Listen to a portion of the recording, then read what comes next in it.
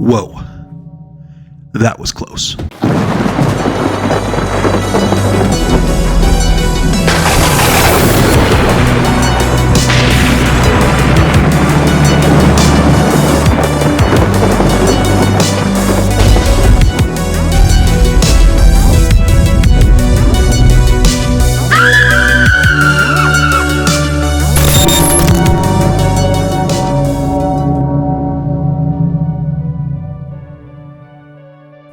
What's up, everybody? Welcome back to Beyond the Gray Media. This is Josh here, checking in on you like I always do, right?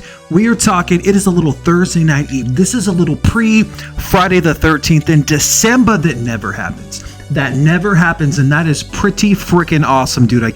That's cool, man. So because of that, we're going to get weird. We're going to get super uncomfortable. We're going to get really into our feelings tonight. We are talking about a movie that has a reputation, that is relatively legendary, that has this moniker, this extreme, this disturbing, this title, this oomph to it, man. I'm telling you right now, 2006, Takishi Miike, Imprint from Master of Horror, the 13th episode, the banned episode, the too intense for cable TV. I'm so excited to talk about this film. I'm a massive Takishi Miike fan, especially. Well, that's why we're here. That's why we're gonna get into it. Thanks so much for being here, no matter how you found me, whatever you're doing. Crisscross applesauce, have yourself a seat down there in the back. We got punch and pie, we got cold beers. You like Rainier Olympia? You're one of those. That's fine if you... I got a Heineken for you. It's fine. Everybody's different, right? Everybody's different. That's why we're here. Thanks for being here. Let's check it. And for the record, I'm actually sober. I'm sober. I try not to drink during the work week at all. So, this is just my natural personality. I'm fucking sorry. Imprint from 2006 is a deliciously despicable little feature from Takishi Miike, which may be short on what's in store, but it definitely doesn't skip on the damn gore. Considered too gruesome and extreme for cable TV, this film has a deep legend to it, an eerie rumor that when it finally debuted, me and all of my friends were huddled around this TV to see, and it was nasty. Some movies, they just have a reputation for such shocking material. Everyone who was there knew that this was a really big deal. But let me back up. Way back to 2006, I was a mess. I was a hard man to pin down. I had just moved back from my short stint in Bend, Oregon. This fake-ass little Christmas village where it snows Labor Day weekend and is home to the last blockbuster in the world. And for a short period, that was my blockbuster. I digress. Upon moving back to my hometown, I was kind of seeing this person and I wasn't readily available or as serious as she was. On Saturdays and Sundays, I was locked into football and she was tired of sharing. Fast forward a couple of weeks and this girlfriend decided to spring for cable and the NFL Sunday ticket, thinking I'm gonna have this dude all to myself. But let's be real, fellas, and everybody out there. That on paper sounds like a really damn good idea. A Hail Mary, if you will. But it backfired. Friday nights went from casual hangs to way too many beers. Showtime had just started this little series called Masters of Horror, and my new landing pad was the only place in my friend group with an all-access pass. So you kind of see how these things can kind of snowball here, kind of stack up. Friday, Saturday, Sunday, MESS. Mess. So that particular 13th episode of this series was never released until it showed up on physical media. And we started it up. Everybody in my friend circle was huddled around the trusty little plasma TV, cranked up to 100 as the show went through its opening title sequence crawl. Masters of Horror was a revelation in the mid-2000s, created by the legendary Miike as a wicked new, almost like a Tales from the Crypt style, but it was long form. It was an hour miniseries taking popular horror directors and letting them paint the canvas any damn way they wanted to. They were able to just run buck wild.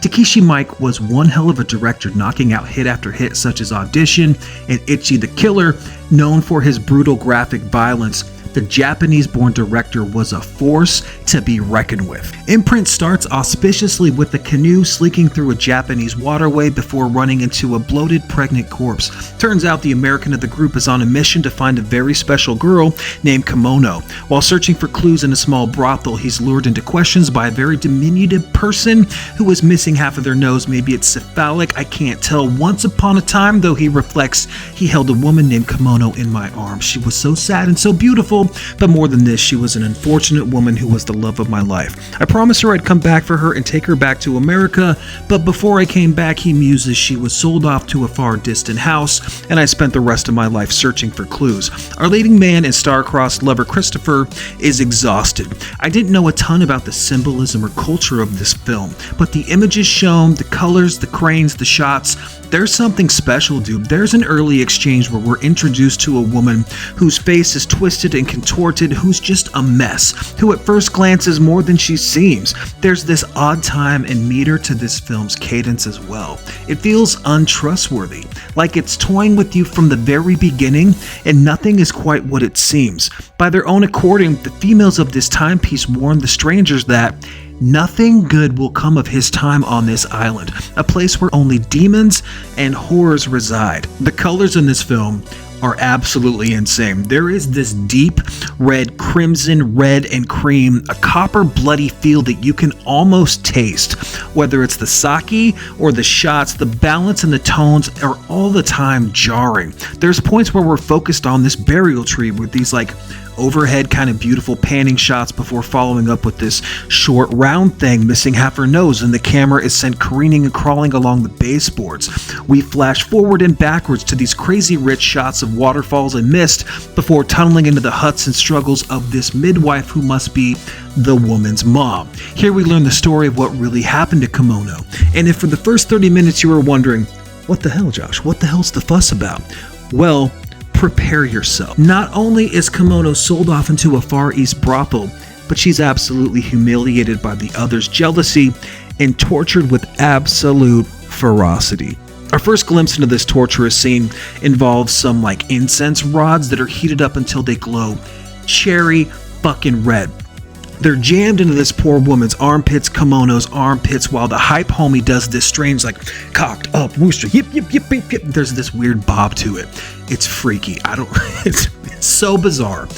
I also never envisioned a woman's hairpin as being something that's inherently dangerous. Not even once, but trust me, they suck. They fucking suck bad. So what happens before you know it, we're dealing with a real life Freddy Krueger situation, almost a Fred Krueger complex. It's born before this director shows her her mouth just pinned open, and the struggle could not be more real. The sequence which caused the biggest stir probably was when Kimono is dangled upside down and she has these nails inserted into her gums and into her fingernails, and her underarms are just scorched.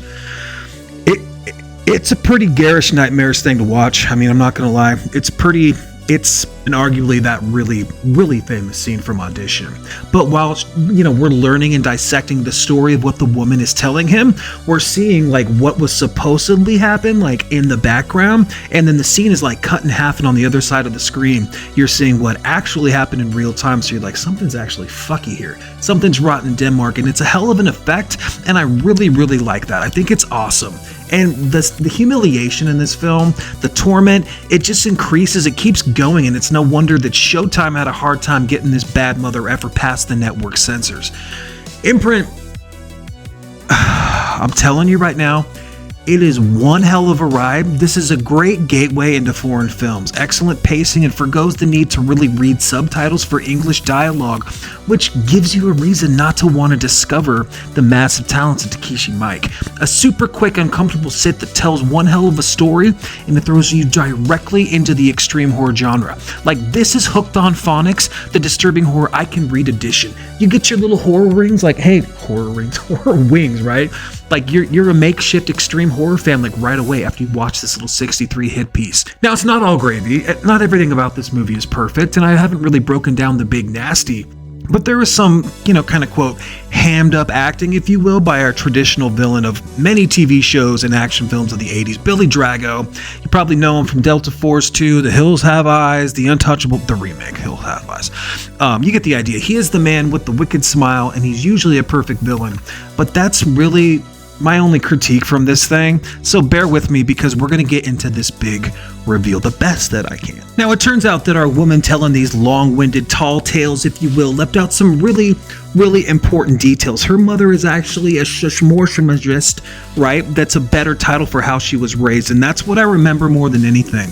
The graphicness of seeing some of the things cast down the river rivals really anything coming out of the French extremity, like that whole French horror extreme genre. This stuff is cruel, it's wicked, it's vile, it's nasty, it's not for everyone, and maybe just going into the details of what happens over and over and over and over again, there is a lot of things planted, I'll say, and buried in tribute.